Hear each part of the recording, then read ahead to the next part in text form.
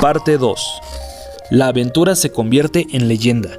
Nintendo quiso hacer de la siguiente entrega de la saga un estandarte de su nueva consola, Super Nintendo, y el éxito del magnífico A Link to the Past la mantuvo en el trono de las aventuras, incluso a medida que surgía más y mejor competencia. Un éxito que luego revalidó en su salto hacia la consola portátil Game Boy. A Link to the Past. Noviembre de 1991, Japón. Abril de 1992, Estados Unidos. Septiembre de 1992, Europa. A finales de los 80, Zelda era una de las sagas más importantes del panorama del videojuego, no solo por sus ventas, sino también por su influencia sobre una industria en rápida evolución. El original desempeño un papel clave a la hora de consolidar la transición desde los proyectos con el espíritu arcade hacia las aventuras, había creado su propia escuela para hacer énfasis en la agilidad del combate e introducir subtramas, las aldeas de gran riqueza. Así que tanto jugadores como desarrolladores estaban muy atentos a la franquicia y en Nintendo eran conscientes de ello. Llegado el momento de planear el salto generacional de los 8 a los 16 bits, Zelda había de ser uno de los abanderados del potencial de la siguiente consola. NES había logrado una hegemonía casi total en el mercado doméstico japonés, pero los 90 vinieron con nuevos desafíos y algunas cuentas pendientes. En varios países, incluyendo parte de Europa, Sega había logrado superar a Nintendo con las ventas de Master System de 1985, consola de prestaciones similares a NES. Y, tan o más importante, el estreno de Mega Drive en 1988 en Japón inició la carrera por dominar el mercado de las consolas de 16 bits 2 años antes de que Nintendo estuviese lista para competir. No obstante, la compañía de Kyoto decidió no precipitar las cosas. Las ventas de NES seguían siendo excelentes y sabían que su éxito se debía a la calidad de los juegos disponibles, así que los estudios de desarrollo tuvieron meses para experimentar y familiarizarse con las posibilidades que iba a brindar la venidera Super Famicom, renombrada fuera de Japón como Super Nintendo. Miyamoto recuperó las tiendas de Zelda para crear una secuela más al original. El objetivo era estrenarla al mismo tiempo que el siguiente Mario y la propia consola, pero el plan fue inviable y el fontanero volvió a tener prioridad. Solo Super Mario World en 1990 llegó al lanzamiento y, aunque no significó una gran revolución respecto a Super Mario Bros. 3, el mundo que le daba título sí demostró la renovada ambición de Nintendo. Los niveles no solo eran más largos y detallados, sino que también tenían más secretos y se repartían por un mapa con varias regiones. Frente a la estructura compartimentada de Super Mario Bros. 3 y Super Mario World, flexibilizaba el progreso y basaba su atractivo en el descubrimiento de salidas secretas, potenciando la exploración y la rejugabilidad como nunca antes en un juego de plataformas. Y si Mario era capaz de hacer eso, ¿qué no sería capaz de hacer Zelda? La Trifuerza de las Diosas. En los tiempos de Famicom, los estrenos de Super Mario Bros. Y The Legend of Zelda solo habían estado separados por 5 meses, pero los usuarios de Super Famicom vieron pasar un año entero entre Super Mario World y A Link to the Past. Estrenado en Japón en noviembre de 1991 con el subtítulo Triforce of the Gods, el nuevo Zelda demostró haber aprovechado bien el tiempo extra y fue acogido con gran entusiasmo. Se alzó como el primer y único juego de la generación 16 bits en rozar la puntuación perfecta, 39 sobre 40, a la revista Famitsu. Gran referencia del medio en ese país desde los 80. Y las ventas, por supuesto, también acompañaron, copando listas durante varios meses y sumando otra vez más de 1 millón de unidades distribuidas antes de tener en cuenta los demás territorios. Los análisis de Famitsu están formados por críticas de 4 redactores que suman sus notas. Ningún juego lograría 4 dieces hasta la llegada del precisamente otro Zelda, Ocarina of Time, en 1998. Sin embargo, el legado de A Link to the Past no debe medirse solo en atención en sus notas o en sus ventas, sobre todo porque, debido al pequeño declive de la Super Nintendo respecto al fenómeno de masas que fuera NES, se quedó en algo menos de 50 millones de unidades vendidas frente a los más de 60 de su antecesora. La tercera entrega de Zelda quedó bastante por debajo de la cifra conseguida por el original y solo superó a The Adventure of Link al sumar ventas globales. Pero, con todo ello, es difícil encontrar una entrega más importante para establecer la identidad de la franquicia. Su diseño, su mitología e incluso su música se convirtieron en auténticos referentes. A Link to the Past fue tan o más integral que el primer Zelda para establecer la idiosincrasia de la saga en los años por venir. Con Miyamoto convertido en el productor estrella de Nintendo y encargado no solo de supervisar Super Mario World y A Link to the Past, sino también de licencias como Cuño en F-Zero y Pilot Wings, ambas de 1990, en desarrollo paralelo para salir al mismo tiempo que Super Nintendo. Tezuka fue asignado como el director principal tras completar Super Mario World y recibió asistencia de creativos que no habían participado en los anteriores Zelda. Uno de ellos fue Kensuke Tanabe, director de versión occidental de Super Mario Bros. 2 en 1988. Super Mario Bros. 2 en Japón fue una versión modificada y la más difícil del primer Super Mario Bros., de nuevo a cargo de Miyamoto y Tezuka. Sin embargo, fuera de sus fronteras rediseñaron y lanzaron ese nombre un juego diferente, allí titulado Yume Koho Doki Doki Panic, que se hizo cargo del guión. Tanabe decidió prescindir de la continuidad directa con las anteriores entregas y planteó una aventura previa a los acontecimientos del original, llevando a los jugadores a una Hyrule más remota. A Link to the Past iba a estrenar así la tradición de cambiar de Link, dándole muchos títulos de ahí en adelante un trasfondo diferente.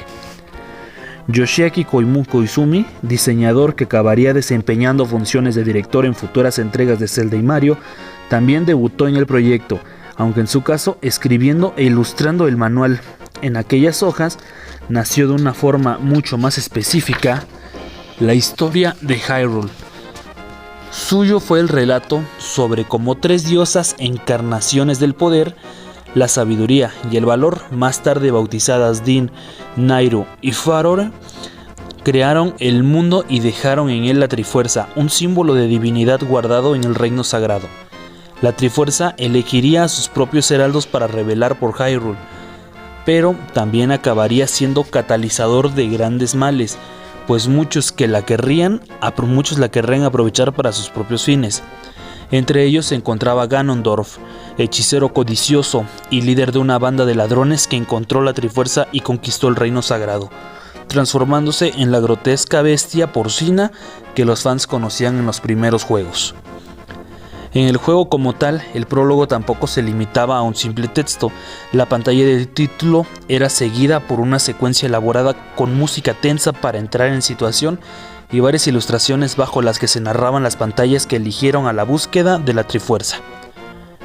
Era una situación límite que había llevado a los sabios de Hyrule a crear un sello capaz de bloquear el acceso del reino sagrado. Ya en el presente, con los gráficos del juego, los jugadores contemplaban al mago Haganim, misterioso villano que usurpaba el trono y raptaba a doncellas descendientes de estos mismos sabios. Solo la princesa Zelda, último sacrificio necesario para romper el sello, se interponía ahora entre el reino sagrado y él, solo Link. El héroe, todavía ajeno a la inminente aventura, podría detenerlo. Antes de empezar, los jugadores ya estaban metidos en la historia, inclusive antes de que no hubieran leído el manual. Arrancando hierba bajo la lluvia.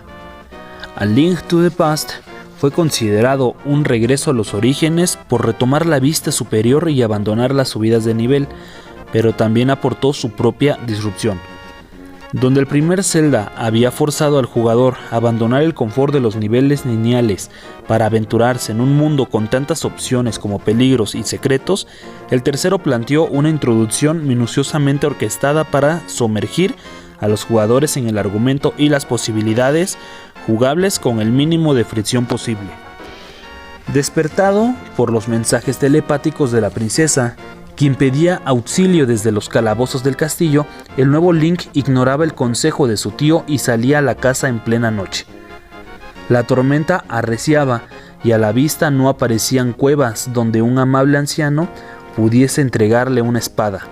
Sin embargo, el jugador tampoco podía perderse. Repartidos por varios puntos del mapa, los soldados de Hyrule limitaban la exploración y rogaban al joven que regresase a su hogar.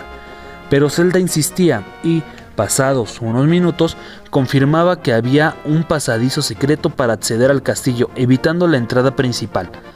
Así que era cuestión de tiempo que los jugadores localizasen y arrancasen un arbusto sospechoso al final del camino que rodeaba sus murallas.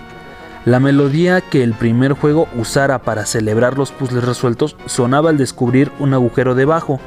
El siguiente caso se aplicaba solo. Había que saltar hacia los sótanos del castillo. Allí se produciría el reencuentro con el tío de Link, herido tras adelantarse en la misma misión que su sobrino. No había querido involucrarlo y le recriminaba la expedición nocturna, pero ya era tarde. Ahora solo el muchacho podía rescatar a Zelda, así que le entregaba su espada y su escudo, dejándolo listo para explorar la primera mazmorra. Los sótanos y alcantarillas que habría que recorrer para encontrar a Zelda y emerger con ella otra vez en la superficie eran un tutorial tan bien encubierto que no parecía tal. Se dedicaba a los primeros combates, a comprobar las ventajas del nuevo movimiento diagonal y los ataques giratorios cargando la espada, al descubrir que a veces el sigilo era mejor opción, a pretender que Link podía agarrar y lanzar jarras para hacer más daño o que a pesar de su naturaleza todavía 2D, los mejorados gráficos usaban la perspectiva para simular pisos con dos alturas entre las que se podía saltar. Y también para introducir los primeros ítems, un candil con el que encender los pebeteros, ahora a cambio de magia, y un boomerang con el que aturdir enemigos. No era hasta después de superar ese hito de iniciación cuando A Link to the Past abría la exploración de Hyrule, ya a plena luz del día, sin lluvia ni guardias bloqueando caminos. La misma pieza musical que ambientaba el mundo del juego original sonaba con fuerza, ahora con la mayor riqueza de instrumentalización digital que permitía el chip de sonido de Super Nintendo. Era un nuevo inicio para una aventura, incluso más grande y majestuosa, aunque también algo más delimitada, con menos lugar para la confusión.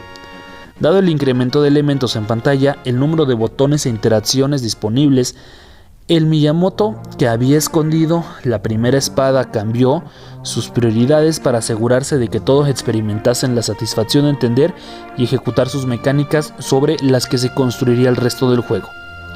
En cierto modo, la melodía que sonaba al arrancar el arbusto sobre el pasadizo secreto no solo celebraba la aparición de la entrada, sino también el ajuste a una nueva forma de jugar. Aunque la introducción de los botones X, Y, L y R, novedad del mando de Super Nintendo, habría sido tentador multiplicar los comandos, el equipo fue en la dirección contraria, una versatilidad sencilla. La espada mantuvo botón propio e ítems como las bombas o el arco debían ser asignados a otro desde el inventario, pero el nuevo botón de acción contextual usado para agarrar y tirar objetos también servía para abrir cofres, leer carteles o hablar con otros personajes, logrando una cualidad más táctil sin abrumar con exceso de opciones. Incluso conseguir mejoras como las botas de Pegaso y las aletas Sora, ese mismo botón era utilizado para acelerar el movimiento por tierra y agua. Recurrir a él se volvía intuitivo.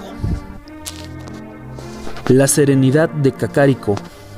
Familiarizarse con los nuevos y viejos controles era el primer trámite, pero regresar a las praderas de Hyrule no significaba que los jugadores volviesen a disponer de varias mazmorras entre las que elegir.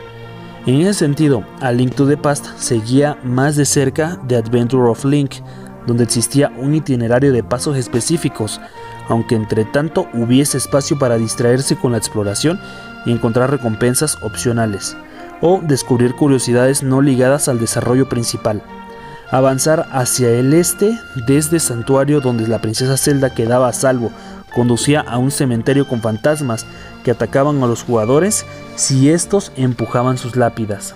Pero viajar hacia el oeste podía acabar con ellos dentro del laberíntico bosque perdido, donde una espesa niebla cubría todo y un par de ladrones se abalanzaban para hurtar las rupias de Link.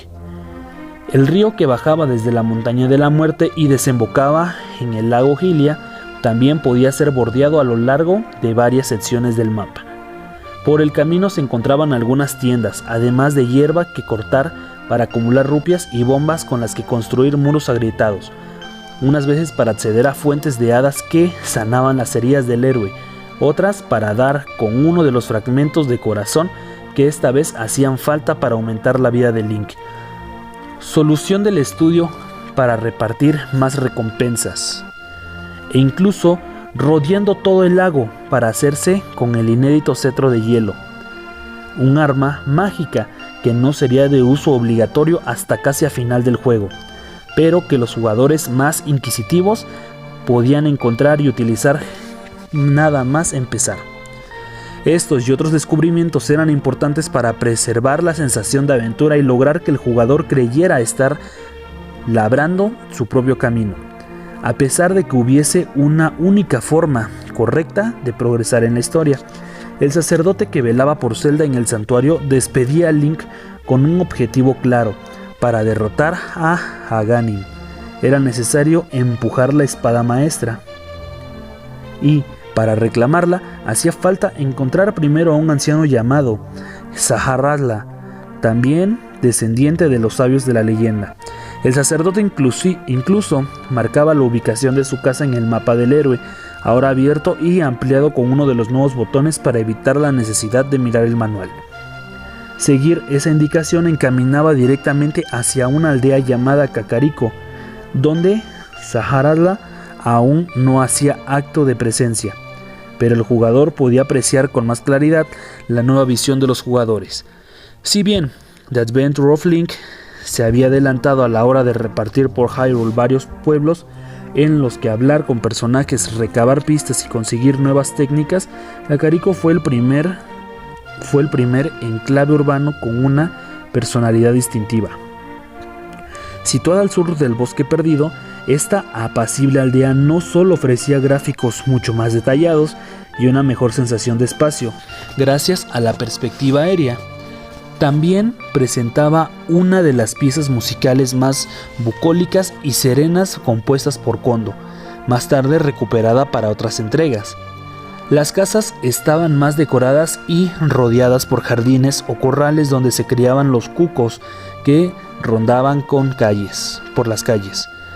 Cerca de la plaza, un mercader vendía una botella, ítem de estreno en el que llevar pociones, y dentro de una de las casas, un joven encamado regalaba a Link una red con la que atrapar abejas o incluso hadas, que luego podían ser guardadas en esas mismas botellas para revivirlos si caía en batalla.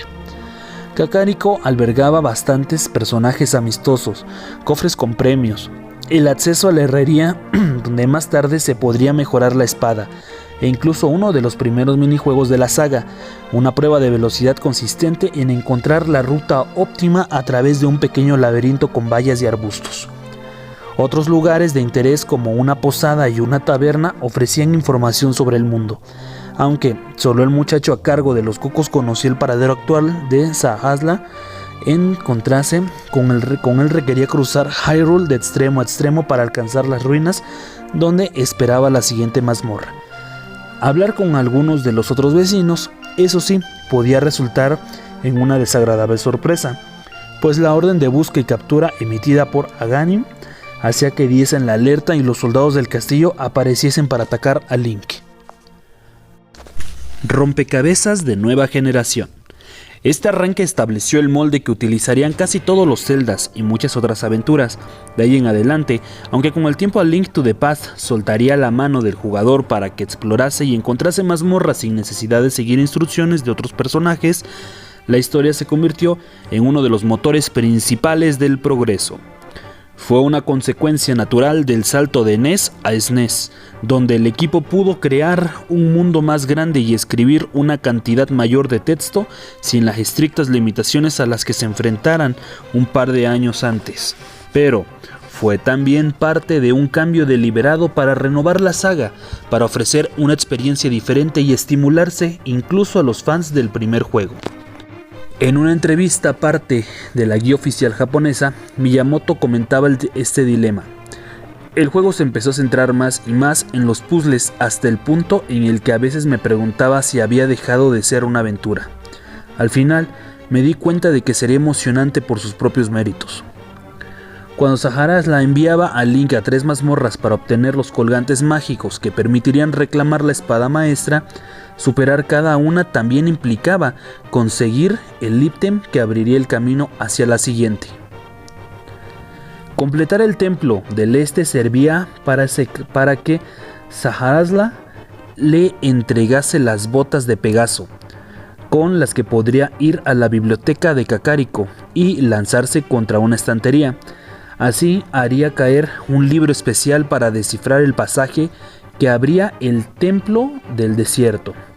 Y ya dentro, el premio no solo era otro colgante, sino también los guantes de fuerza que permitirían levantar rocas y ascender a la montaña de la muerte, donde esperaba la torre de Hera, el colgante final.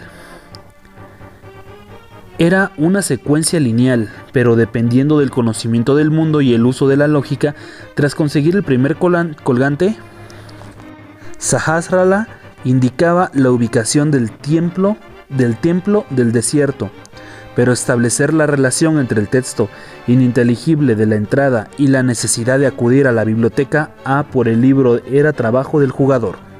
Además, con cada ítem añadido al inventario, Hyrule revelaba más posibilidades. El mundo crecía y ofrecía nuevas expediciones a los aventureros. Quizás en vez de subir a la montaña de la muerte con los guantes del poder, algunos decidían viajar primero hacia el este, siguiendo la corriente del río y encontrando el hogar de los Zora. En el primer Zelda, estas criaturas acuáticas solo actuaban como enemigos, pero aquí podía lograrse audiencia con su rey. El precio adecuado, cedía al héroe las aletas para nadar como los de su especie, abriendo así más rutas para explorar. Aunque sí hubo un lugar para usar la cabeza, fue en las mazmorras. Hasta entonces, planteadas como laberintos en los que derrotar enemigos, encontrar llaves y buscar al jefe, A Link to the Past no cambió la premisa, pero sí hizo evolucionar hacia una forma mucho más sofisticada. Ahora eran construcciones con sus propias arquitecturas y temáticas, muy distintivas no solo mazmorra a mazmorra, sino estancia a estancia. El templo del desierto hacía honor a su nombre y tenía pasillos cubiertos por arena desde la que emergía criaturas.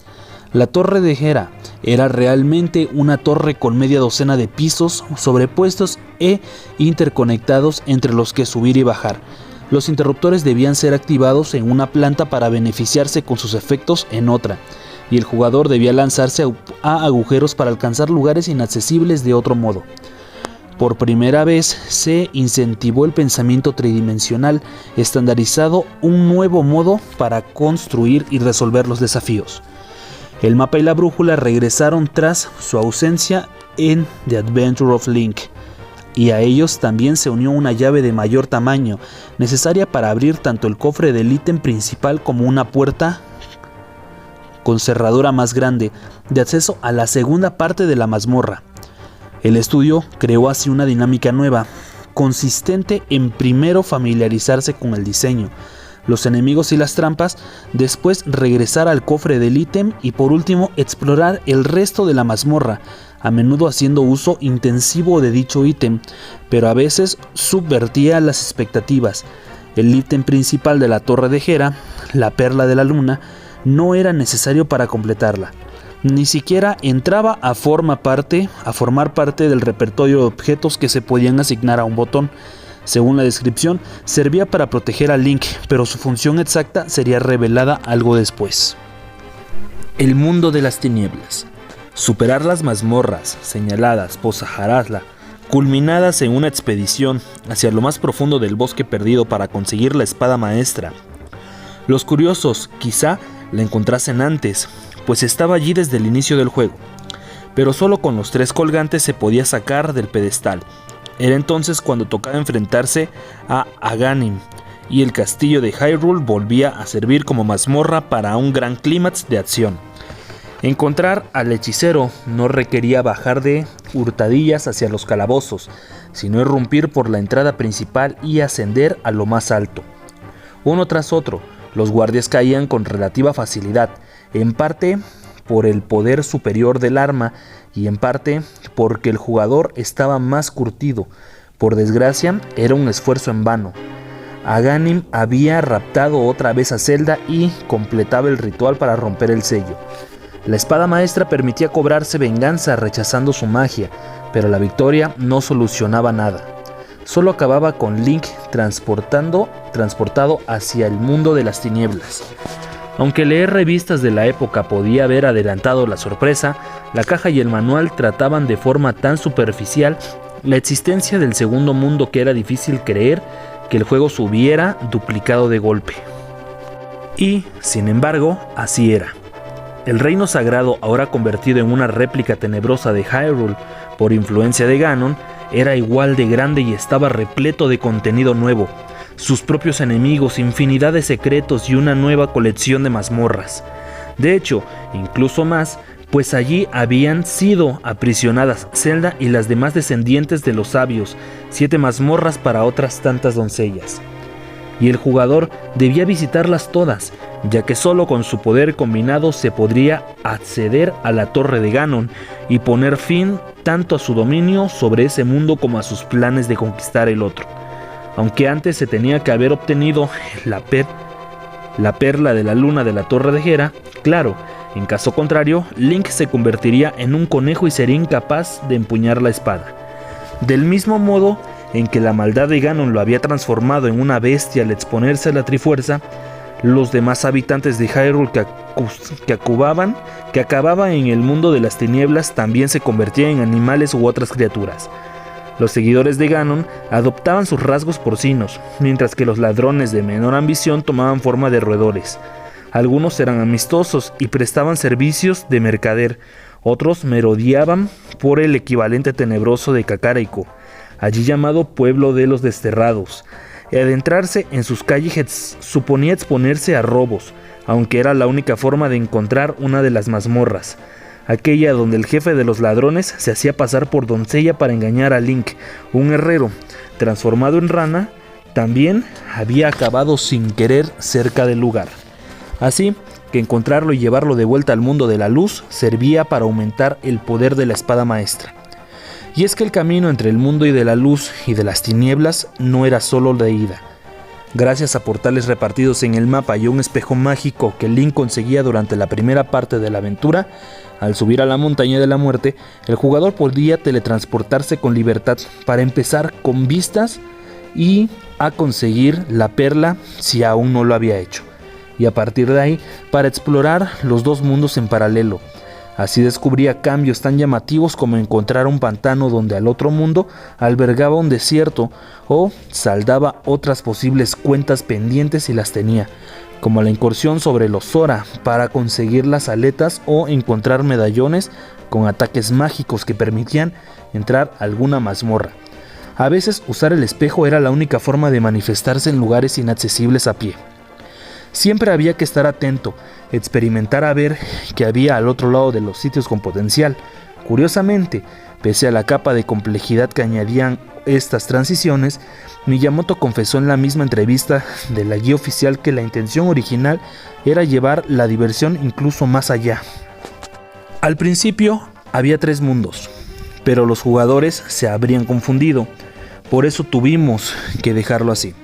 Es difícil introducir un concepto nuevo como ese en un juego de acción, pero en su forma final, A Link to the Past ofreció igualmente una experiencia estimulante, donde el jugador a menudo debía considerar más información que la que tenía delante y crear un mapa mental más elaborado que aquel dibujado en el menú de pausa, ya que esa clase de pensamiento abstracto también sería útil dentro de las mazmorras. redefiniendo el concepto de épica. En el mundo de las tinieblas, el juego se ponía serio y aumentaba la dificultad, restaurando una libertad algo más en línea con el Zelda original. Antes solo había un primer paso obligado, el Templo de las Sombras, situado en el reverso de la mazmorra, donde Link había reclamado el primer colgante. Allí se reintroducía el martillo usado en The Adventure of Link, ahora convertido en ítem de uso común para dar la vuelta a los enemigos con caparazón, aplastar obstáculos e incluso hacer frente al jefe, el rey Yelmosaurio, y al principio al martillo no le hacía falta nada, comentaba Miyamoto en una entrevista para Famitsu, pocas semanas después del estreno japonés. Pero, dado que decidimos crear el templo en torno del martillo, volvimos y lo reprogramamos para que se pudiese usar contra él también. Si bien la idea de hacer enemigos inmunes a la espada para incentivar otras tácticas se remontaba a la entrega original, los dinosaurios, Dodongo con las bombas, las arañas, Goma con el arco, A Link to the Past convirtió en tradición la idea de usar el ítem específico introducido para cada mazmorra contra su respectivo jefe. La máscara protectora del rey Yelmosaurio podía ser resquebrajada usando bombas, pero el martillo aceleraba el proceso sin necesidad de gastar recursos. Más tarde, las ruinas del pantano no solo hicieron historia por inaugurar el gancho y mecanismos para subir o bajar el nivel del agua, además ambas destinadas a reaparecer en multitud de entregas posteriores, sino que también enfrentaron a los jugadores a Argus, medusa cubierta de multitud de glóbulos que debían ser extraídos utilizando ese mismo gancho que Link había estado usando para salvar a estancias por el aire. Al final del bosque de osamentas, contrapartida tenebrosa del bosque perdido donde se había de emerger y reentrar por diferentes lugares de la superficie para progresar, una polilla gigante era más difícil de derrotar con la espada. Bajo los pies de Link el suelo se movía, intentando arrastrarlo hacia los pinchos que rodeaban la estancia. Pero, si conservaba magia, el proceso se simplificaba. Usar el cetro de fuego conseguido allí mismo permitía atacar desde la distancia y hacerle mucho más daño. El propio cetro del fuego también resultaba esencial para recuperar el resbaladizo templo de hielo, aunque en su progreso y su regreso temporal a las raíces del primer Zelda, el jugador podía adentrarse en él antes de conseguirlo. Es más, una vez obtenido el martillo, casi todo el mundo de las tinieblas se habría permitido elegir entre múltiples mazmorras, aunque el mapa sugiriese un orden. La libertad total para deambular que había ofrecido el juego original tardaría más de 2 décadas en regresar, en Breath of the Wild de 2017, pero A Link to the Past encontró un compromiso que funcionó tan bien o mejor para la mayoría de los jugadores, cuando querían causarlos para instruirlos en las mecánicas y el argumento que llevaba de la mano. Cuando era momento de dejarlos explorar, la soltaba.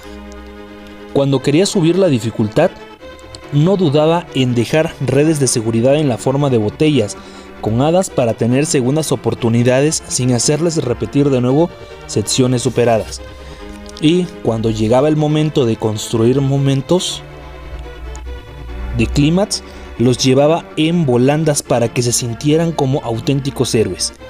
A Link to the Past fue aventura, pero ante todo fue épica. Hizo a los jugadores partícipes de la leyenda como nunca la habían visto o jugado antes y, a pesar de salir temprano en la vida de Super Nintendo, proyectó durante el resto de la generación una sombra de la que ningún otro juego logró salir por completo. Nintendo había subido el listón de una forma rotunda, tan incontestable que muchos sospecharon que debían ser ellos los que lo superasen de nuevo. Y no se equivocó, aunque habría que esperar 7 años para eso. Por suerte, entre medias, A Link to the Past siguió la estela de Zelda original y recibió su propia secuela directa, una a su modo también disruptiva, aunque no tan controvertida como The Adventure of Link. Claro que esta vez no se jugaría en la tele, sino en una pequeña consola portátil llamada Game Boy.